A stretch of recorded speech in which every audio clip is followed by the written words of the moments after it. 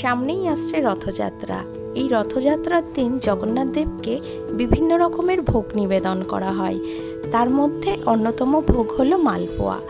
মালপোয়া অনেক রকমেরই হয়, কিন্তু যেহেতু এটা আমের সিজন, তাই আমি আজকে আমের মালপোয়া বানাবো।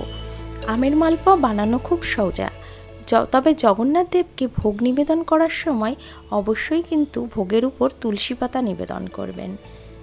আমের মালপোয়া বানানোর জন্য প্রথমে 1 কাপ নিয়ে নিচ্ছি আটা, তার মধ্যে 1/4 কাপ দিয়ে দিলাম সুজি, তার মধ্যে 1 বাটি দিয়ে দিচ্ছি আমের পাল্প, আর দিয়ে দিলাম পরিমাণ মতো দুধ।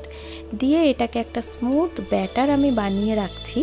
ব্যাটারটা ভালো করে গোলানো হয়ে গেলে এটাকে আমি 15 মিনিট মতো একটা ঢাকনা দিয়ে ঢেকে রেখে দেবো।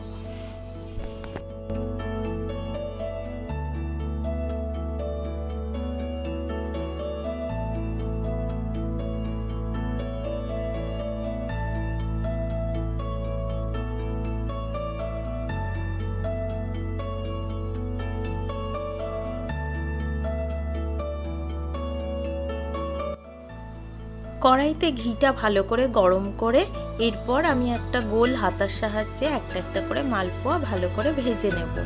দুপাশই খুব ভালো করে ভাজতে হবে।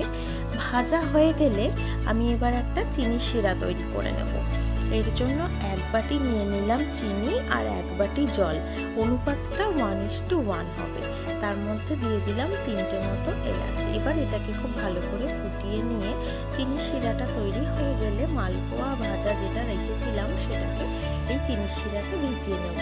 10 মিনিট ভিজিয়ে ঢেকে রাখার পরে ব্যাস রেডি আমাদের আমের মালপোয়া।